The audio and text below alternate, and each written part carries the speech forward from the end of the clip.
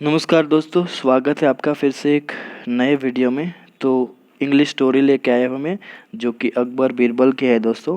तो moral story है। तो शुरू करते हैं बिना देरी के। आज की हमारी स्टोरी का टाइटल का नाम है the farmer who bought a well. Farmer आप सबको पता है, किसान। हु बॉट जिसने खरीदा, अ वेल एक कुआं। तो बॉट है वो बाय का सेकंड फॉर्म है friends.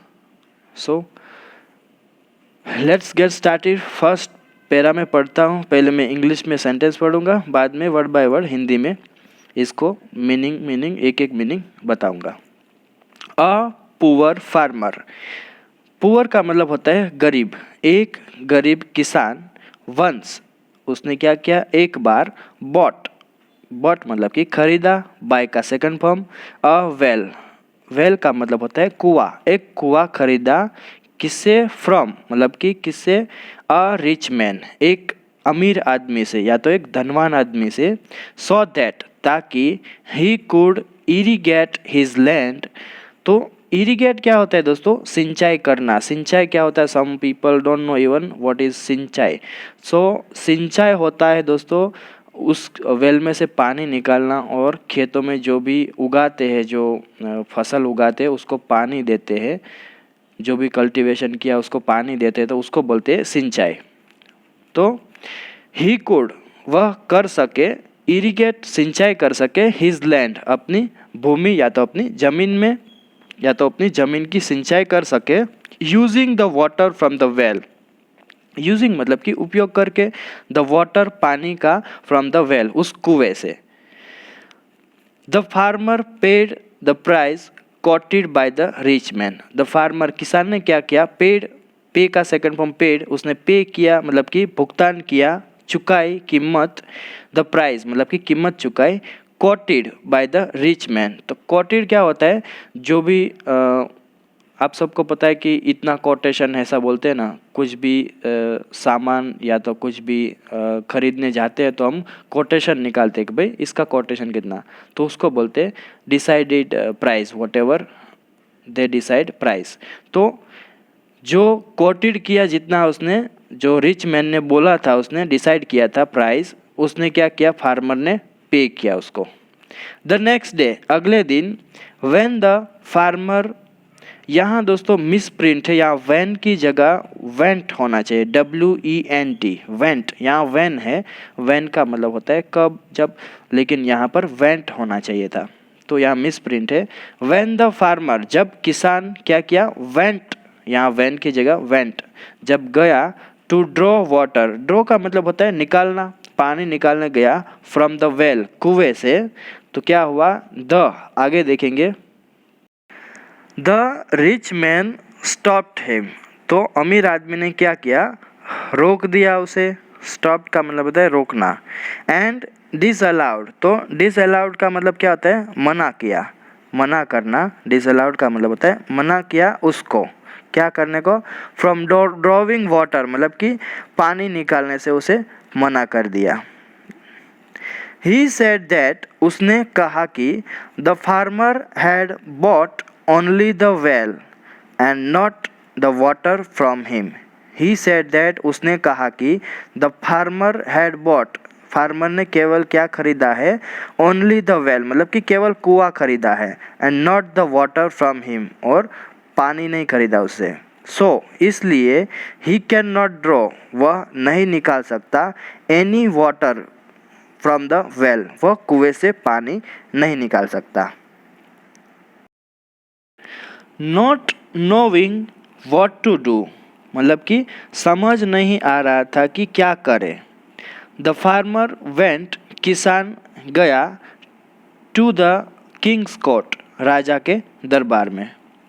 And told Akbar about his predisposition और अकबर को बताया।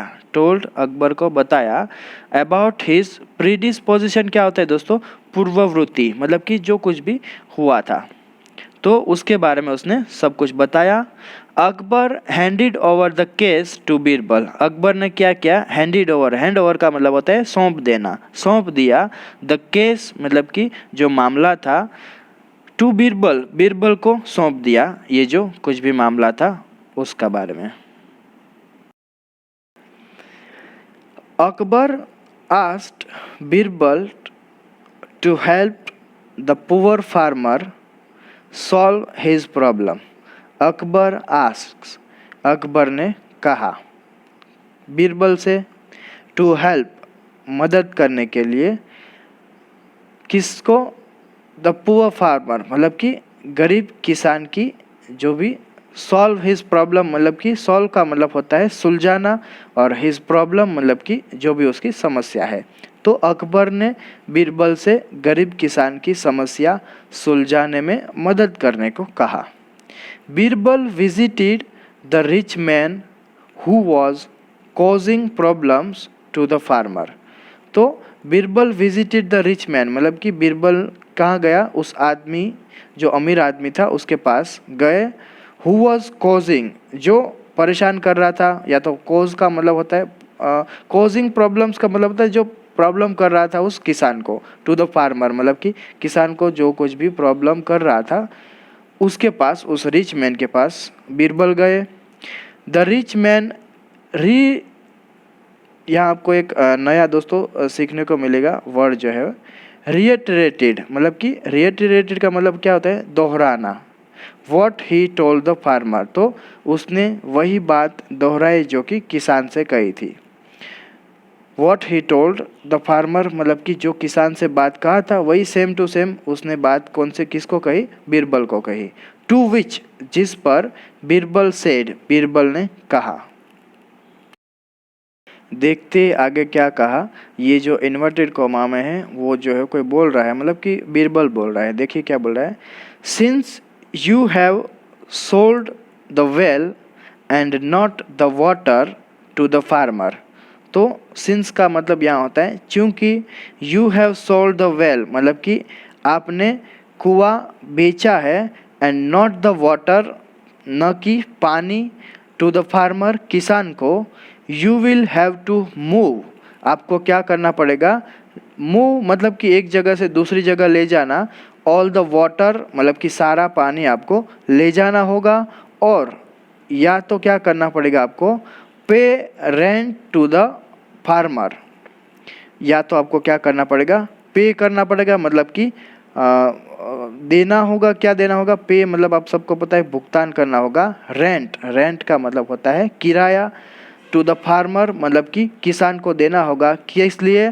To keep the water in the well मतलब कि अगर पानी आपको रखना है वेल में, कुएं में, तो आपको उसका किराया पे करना होगा, या तो आपको ये जो सारा पानी हो मूव करना होगा मतलब कि एक जगह से कुएं में से निकाल के दूसरी जगह रखना होगा।